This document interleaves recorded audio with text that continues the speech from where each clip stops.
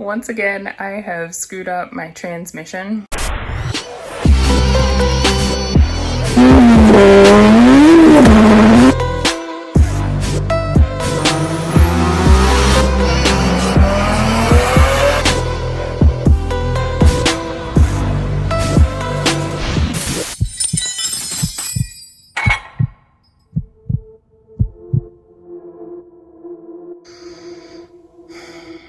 Let me start off by breathing. Once again, I have screwed up my transmission. The third gear always seems to be the one that goes on me. The last time it was the slider and the gear that were messed up. I'm pretty sure that that's what's going on right now, and I was really hoping to get to try these slicks on and go to the track, but I'm not going to be able to do that with the transmission this way. There's no way I can skip third gear. I need my third gear. So I'm going to have to take the transmission out and take it to get fixed, and then I will try again with the slicks. Got the one axle out. I just have to do the other side. And then down comes the transmission. Just have to get that axle out. I have all the bolts loosened already for the transmission. Starter's out. All these bolts are loose. The back bracket bolts loose. The mount, torque mount, it's all loose. So once I get this other axle out, then I'll be ready to take the bolts out and drop the transmission down. Easy peasy. I swear, sometimes the hardest things of working on your car are the most simple things that shouldn't be so hard, but they end up being so time consuming.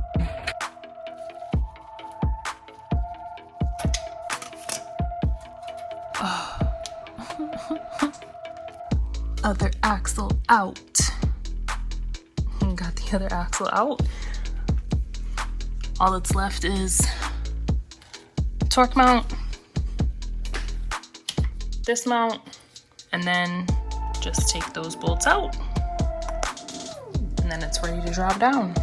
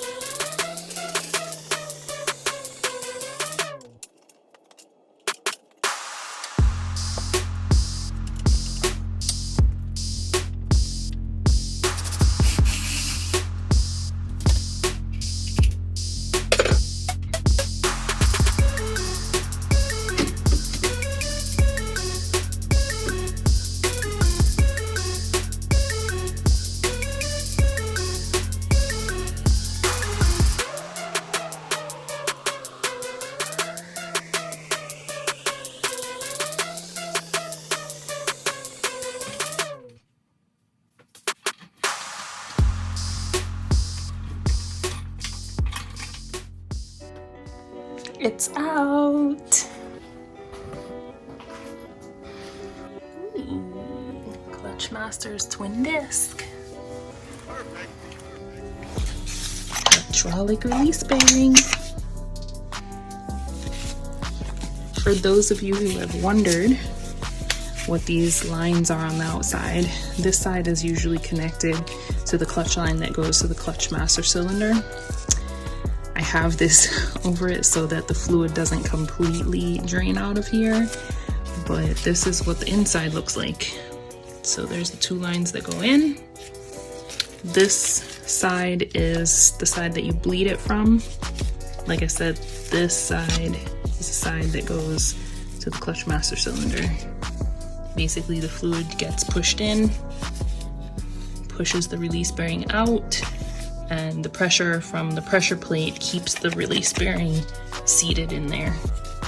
I love it. makes the pedal feel so nice. It's so good for quicker shifts. And no slave cylinder. Transmission is out. I am gonna be heading down to Frustrate tomorrow to take the transmission to him so that he can take it apart and see what the problem is, but it's probably going to be the third gear synchro, slider, and possibly the third gear itself. The last time the edges were a little bit chewed up and he went ahead and replaced that for me, so we shall see tomorrow. In case anyone is wondering why I have this jack here, it's to support the motor while the transmission's out, because when the transmission is out, the engine is not being supported by this mount, by this torque mount, nor by the back bracket.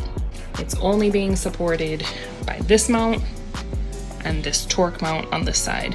So if this jack wasn't here holding it up, then this motor would be hanging down and putting a whole bunch of pressure on this side. And I also have this piece of board on the jack so that it's not metal to metal contact between the jack and the oil pan.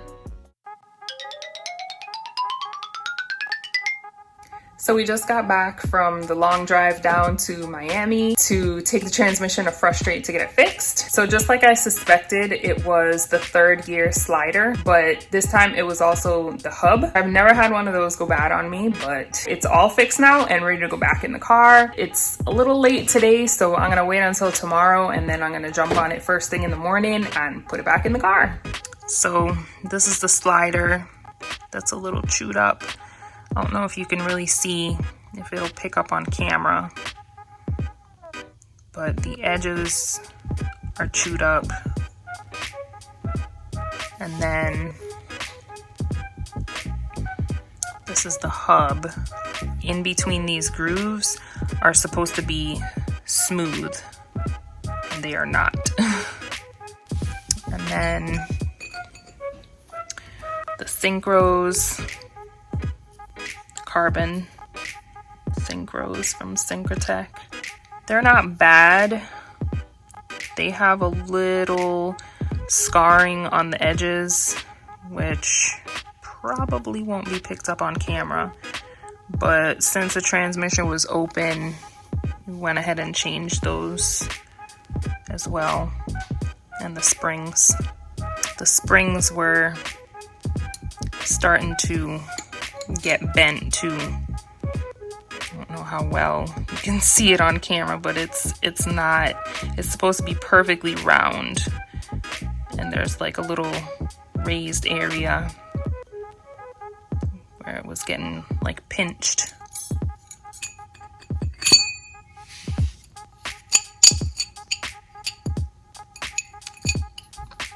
Very hard to move on there. It gets binded because of all of those scarred areas in between.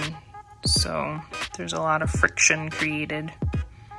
Huge shout out to Frustrate at HTR Honda Transmission Repair for fixing the transmission for me. If you guys ever need someone to fix your transmission, he does awesome work. He does B series, K series, all of that. Hit him up on Instagram. He's been fixing my transmission for years now, and every time I get it back, it is butter smooth. It's just me that messes it up.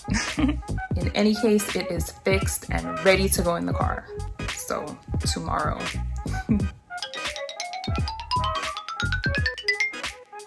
So before I put the transmission back up in the car, I have to reinstall the hydraulic release bearing. Installing the Clutchmaster's hydraulic release bearing is pretty straightforward and simple, but I wanted to point out that if you are installing one of these release bearings for the first time, it's very important that you follow the instructions provided by Clutchmasters in regards to the clearance between the bearing and the pressure plate diaphragm spring.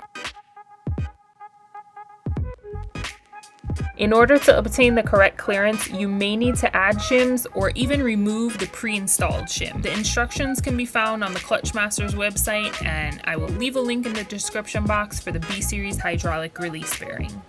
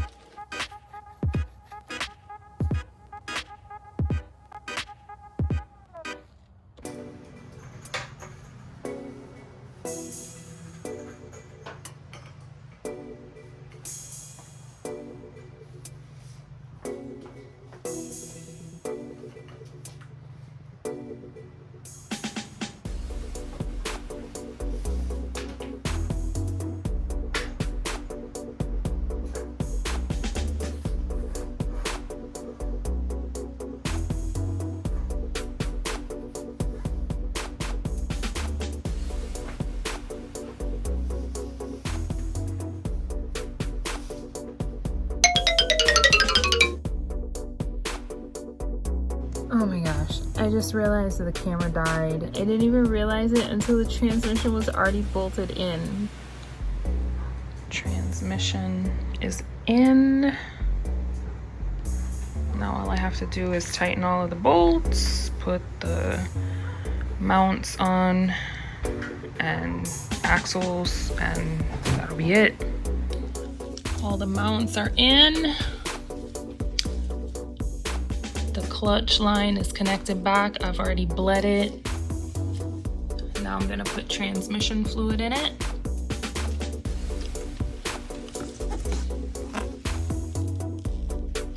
This is the transmission fluid that I use. It's recommended by WaveTrack, which is the LSD that I have in the transmission.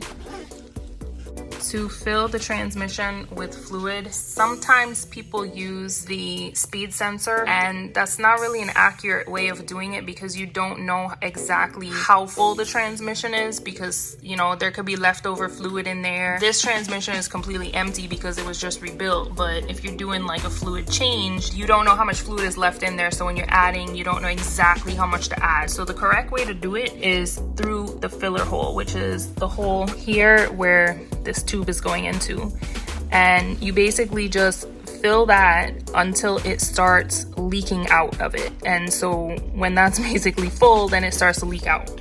And you could use one of those like pumps that you can put in the oil bottle, and it comes with like a hand pump and it'll pump the fluid in. The transmission fluid that I use, the Mo tool, it comes with this piece that pops out, and conveniently this clear hose that I have fits on the top of it. This is what it looks like when it's popped out, and the tube basically just goes over here, and then I just squeeze it right in.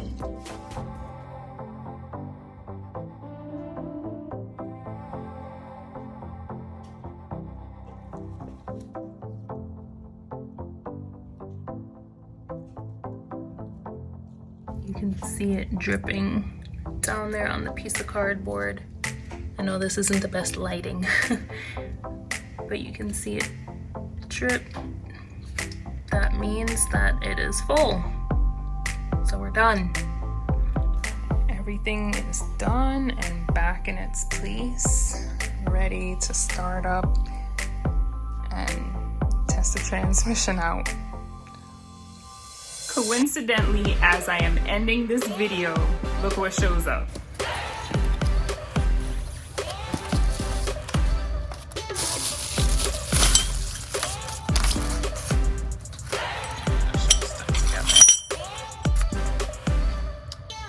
These are 15mm spacers. These don't have the studs in them, and they are hub centric. So I'm pretty happy about that. I also have a set of 25mm spacers coming in, and once those come in, then I will test fit both of the spacers and see which fits the best and go from there. Thank you guys for watching this video as always. If you enjoyed this video, be sure to give it a thumbs up. If you like videos like these, be sure to subscribe and hit the bell icon so you get the notifications whenever I post new videos. Also, be sure to support the channel by purchasing merch from my website at www.ladybuiltgarage.com, which will help me to be able to continue making content like this. And I will see you guys in the next one. Peace.